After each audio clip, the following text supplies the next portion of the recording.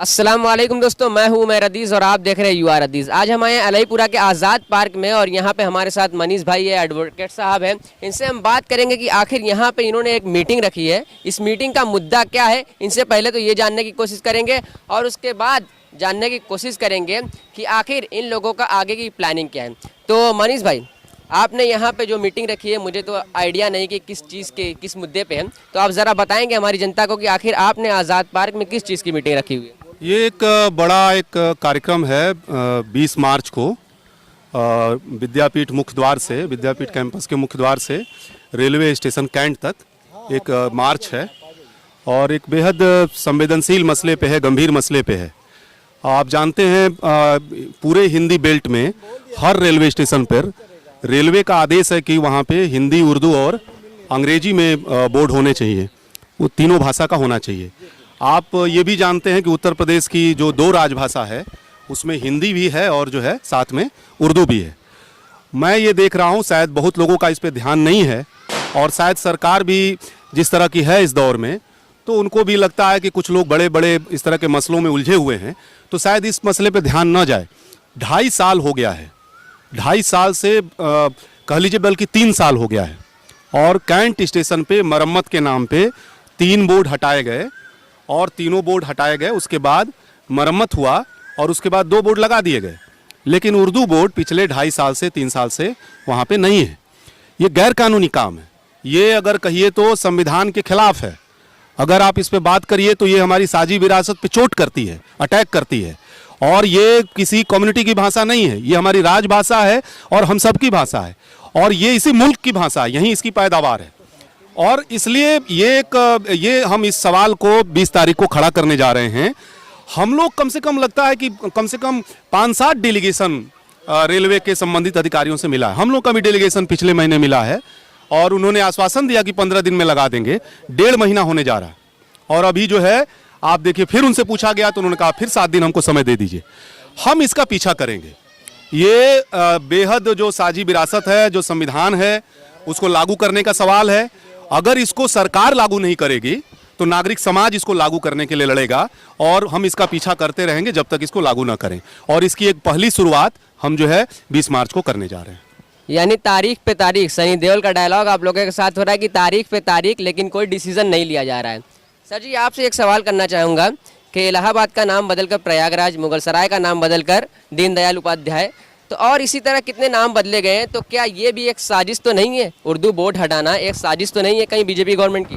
ये सरासर साजिश है, भाजपा की आदेश है। बल्कि अधिकारियों को कहा जाए कि 2 साल में बनार का जो सबसे बड़ा जंक्शन है वहाँ पे इतनी घोर लापरवाही कि काम के नाम पर बोर्ड हटाए गए और 2 बोर्ड लगे हुए हैं, उर्दू बोर्ड को हटाया गया और लगातार 2 साल से एडीआरएम डीआरएम की तरफ से टाल मटोल बतियाया जा रहा है ये कि आज लगा देंगे, कल लगा देंगे, तारीख मतलब दे रहे हैं।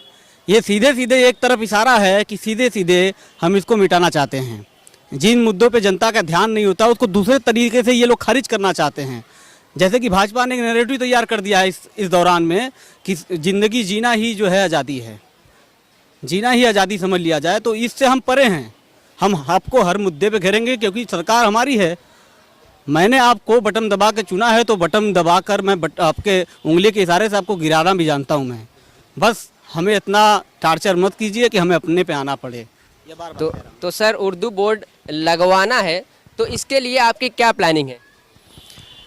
देखिए, हम बनारस वासी ये जानते हैं कि बनारस हिंदुस्तान की सांस्कृतिक राजधानी माना जाता है। यहाँ पर हिंदी, अंग्रेज़ी, उर्दू, मलयालम, तमिल, पंजाबी, जितनी भी भाषाएं, बिहारी, भोजपुरी, सारी चीज़ें यहाँ पर आपको एक लय में मिक्स तरह का एक यहाँ पर सांस्कृतिक ताना बाना बुना हुआ है। कभी भी आप देखेंगे बनारस को सांस्कृतिक ताने बाने की विरासत क्यों समझा जाता है? क्योंकि ताना जो होता है वो सीधा और बाना उसको बेड़ा, ताकि वो कपड़ा एक कंप्लीट प्रोडक्ट में तब्दील हो जाए। जब आप किसी एक चीज़ को उसमें से हटा देंगे तो ये सांस्कृतिक विरासत के साथ छेड़छाड़ हो जाएगी। उर्दू हमारे प्रदेश की दूसरी राजभाषा है। किसी को भी ये अधिकार नहीं है कि वो गुपचुप तरीके से किसी मिशन के तहत एक ऐसा काम करे जो सांस्कृतिक विरासत को ठेस पहुंचाता हो। तो हमारी इस कार्यक्रम के ज़रिए उनको जगाने का एक प्रयास है कि जो इस तरह की चीज़ें की जा रही हैं, बोर्ड को वहाँ तुरंत लगाया जाए और इससे सांस्कृतिक विरासत से छेड़छाड़ फौरन बंद की जाए, वरना उनके खिलाफ जो है आंदोलन किया जाएगा। वकील साहब, इसमें क्या कानूनी प्रावधान है? कानूनी प्रावधान इसके लिए इस प्रक्रिया को आगे बढ़ाने से पहले ज़मीनी तौर पे तो मैं ये कहूँगा कि उत्तर प्रदेश जो गंगा जमनी तहजीब के लिए जाना जाता है पूरे हिंदुस्तान में, यहाँ की हमारी दूसरी ज़बान है हिंदी के अलावा उर्दू। इस ज़बान को लोगों की हमें मानसिकता मतलब इतनी संकीर्ण मानसिकता जो समाज के साथ और भाषाओं के साथ, व्यक्ति के साथ जो भेदभाव, मतलब किस तरह का लोग कुछ कथित लोग ऐसे हैं जो इस तरह के उसमें लगे हुए हैं, मुझे उनकी मानसिक संतुलन बिगड़ा हुआ लगता है। मुझे लगता है कि अगर इन सब चीज़ों को ध्यान दिया जाए और जहाँ तक लोग सांप्रदायिक उन्माद फैलाने की तरफ है, जबकि एक अच्छी चीज़ है कि किसी भी विभाग में कहीं पर भी, चूँकि उत्तर प्रदेश सरकार ने भी ये हमारे में, जबकि इसी को लेके उर्दू लेखपालों की, उर्दू ट्रांसलेटरों की सीधी भर्ती की गई थी, ताकि जो हमारी दूसरी भाषा है वो भी जिंदा रहे हमारी हिंदी के साथ, और जो हम जाए किसी को किसी तरह की दिक्कतें ना है, हिंदी में है, इंग्लिश में है, उर्दू में है। तो मुझे ये नहीं समझ में आता कि अगर डेवलपमेंट तो बहुत अच्छी चीज़ है, चलिए, मगर डेवलपमेंट के बाद हमें जो सुविधाएं, जो जानकारियां उन भाषाओं से मिल रही थी, आसानी हो रही थी, तो वो आसानी लोगों से खींची जा रही है और लोग एक माहौल इस तरह का क्रिएट कर रहे हैं कि लोग में सांप्रदायिक उन्माद पैदा हो जाए, लोगों को सरकार के प्रति भी नफरत हो जाए, कि जबकि सरकार का मुझे नहीं लगता कि पता नहीं उनका क्या इसके पीछे ध्येय है कि नहीं है, मगर जो सामने दिख रहा है वो सामने यही है कि वहाँ पर वो बोर्ड होना चाहिए। ज़बान ज़िंदा रहे, हमारी संस्कृति ज़िंदा रहे, हमारा जो हमें लॉ एंड ऑर्डर के अकॉर्डिंग जो हमें अधिकार मिले वो अधिकार ज़िंदा रहे। मतलब कॉन्स्टिट्यूशन बड़ी हिफाजत, वो एकता सिखाता है हमको, अखंडता सिखाता है। मतलब इस तरह से अब लोग बांटेंगे, इसका मनमान्य। अगर ये चीज़ जो DRM या DRM सबके वहाँ मांग की जा रही है, अगर मुझे लगता है कि अगर ये बात तारीख पे तारीख रहेगी तो मैं यहाँ से ये बनारस शहर के लोग सड़कों पर उतरेंगे, मुझे लगता है कि पूरे उत्तर प्रदेश के लोग सड़कों पर उतरेंगे, और नहीं उतरेंगे की कोशिश किया जाएगा, क्योंकि ये हम तांत्रिक अधिकार है। हाँ, ये क्योंकि उस बोर्ड की बात नहीं है, केवल उस एकमात्र उर्दू बोर्ड की बात नहीं है, एक जबान की बात है, एक संस्कृति की बात है, एक अधिकार की बात है। हम उसकी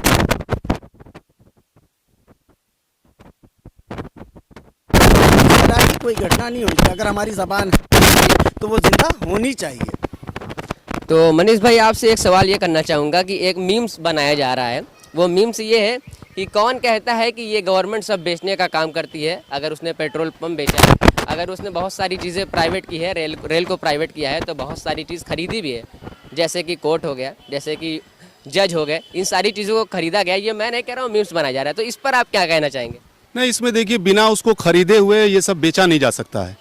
अगर आप संसद को कंट्रोल कर लीजिए, बिना अदालत को कंट्रोल किए बगैर, बिना नौकरशाही को कंट्रोल किए बगैर, यहाँ तक कि चुनाव आयोग को कंट्रोल किए बगैर, रिजर्व बैंक को कंट्रोल किए बगैर अगर देश को बेचना है तो संस्थाओं को नकदंत विहीन बनाना होगा, उन पे कब्जा करना होगा, उनको कंट्रोल करना होगा। तो ये दोनों एक दूसरे से बेहद गहरा इसका मामला है, और इसलिए अगर जो है हमको देश को बचाना है तो इन संस्थाओं की स्वायत्तता को बचाने की जो लड़ाई है वो बेहद गंभीर है आज के दौर में। और ये एक चिंताजनक बात है कि संसद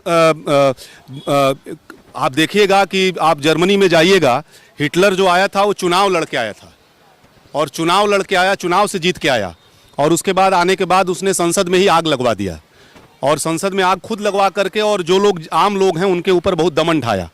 तो मैं यहाँ देख रहा हूँ कि एक ऐसा निजाम आया इस समय जो उसी चुनाव के जरिए आया है, लेकिन देश इमरजेंसी थोप रहा है।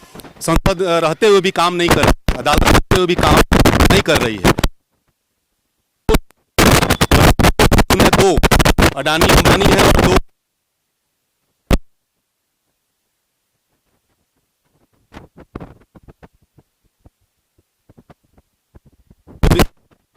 हमारा जो साझा लोकतंत्र के पक्ष में खड़े होने वाली जो ताकतें हैं हिंदुस्तान के अंदर, वो इस पे चुप नहीं रहने वाली हैं। चाहे जितना आप दमन ढाओ, चाहे जितना कंट्रोल कोशिश करो, हम इस पे लड़ेंगे और हम लड़ेंगे और हमको विश्वास है कि हम जीतेंगे। हिटलर ने सुसाइड भी किया था, हिटलर ने सुसाइड भी किया था। अगर आप हिटलर को किसी से कंपैरिजन कर रहे हैं किसी का, तो हिटलर ने सुसाइड भी किया था। तो आप क्या कहना चाहेंगे आगे? इनकार नहीं किया जा सकता इस हस्त्र से। मैं अभी इस पे क्या कमेंट करूं, इससे वो नहीं किया जा सकता है। और ये जो सवाल है, हम लोग जो ये सवाल हम लोग उठा रहे हैं, ये सवाल उठाने के पीछे देखिए संदर्भ ये है कि हमारी जो भाषा है, दो भाषा है, उसको जितना हैसियत मिलनी चाहिए उत्तर प्रदेश में, वो हैसियत उसको नहीं मिली है।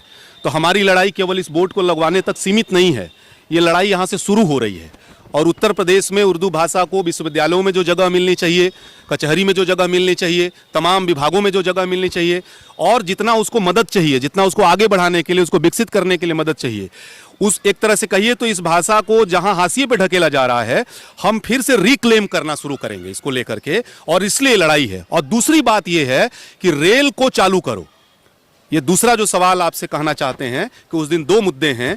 एक इसके अलावे एक गंभीर मुद्दा है कि सब कुछ कोरोना के बाद खुल गया है, रेल बंधक बनाया हुआ है, रेल को इस सरकार ने बंधक बना लिया है, और इसके पीछे सारे तरफ से बात आ रही है कि रेल को बेचने की तैयारी हो रही है, कर्मचारियों को बाहर करने की, खत्म करने की बात हो रही है।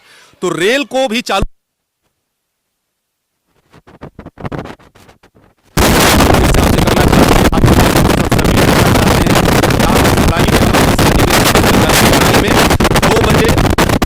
गेट पर, मुख्य द्वार पर जरूर आवें, और वहां से हमारा मार्च निकलेगा, हम देने की कोशिश करेंगे कैंट स्टेशन तक। इस लड़ाई में आप भी हिस्सा लें, आपसे विनम्र अपील करना हम चाहते हैं। यही बात आपसे कहना चाहते हैं। सर जी कहते हैं कि ये गवर्नमेंट जो भी कर ले, जितना भी अत्याचार कर ले, जितना भी परेशान कर ले जनता को, लेकिन जब चुनाव का मुद्दा आता है तो हिंदू मुस्लिम का बंटवारा कर दिया जाता है और हिंदू उसी के नाम पर वोट देते हैं, इसलिए ये गवर्नमेंट आ जाती है। आप इस पर क्या कहना चाहते हैं? ये बात तो ये आपने बिल्कुल सही कही है। और जैसा कि अभी आपको थोड़ी देर पहले मनीष भाई ने बतलाया था, ये कैंट स्टेशन पे बोर्ड का जो मसला है, ये कहीं ना कहीं उसी चुनाव की तैयारी ही चल रही है। इस तरीके के मुद्दों को बना करके और चुनाव में प्रस्तुत करना चाहते हैं। लेकिन मनीष भाई ने जिस तरीके से लोगों को जागरूक किया है, तो अब ये जो संभावना है वो हमको लगता है कि समाप्त हो जाएगी, और हम लोग संयुक्त रूप से हिंदू मुस्लिम सिख ईसाई सभी लोग मिल करके 20 तारीख के मार्च में सम्मिलित होंगे और सरकार के इस मंसूबे को विफल करने का काम करेंगे। और इसके साथ हम ये चाहते हैं कि आप लोग सभी लोग उसमें शामिल होइए और हम लोगों के कंधों को थोड़ा मजबूत कीजिए, बस। तो आप देख रहे थे यू आर अदीज़। अगर आपको ये वीडियो पसंद आए तो प्लीज़ इसे लाइक करें, दोस्तों के साथ शेयर करें, और हमारे चैनल यू आर अदीज़ को सब्सक्राइब। और आप तो विद्यापीठ के मुख्य द्वार पर आना ना भूलें। मिलते हैं नेक्स्ट वीडियो में। अल्लाह हाफिज़।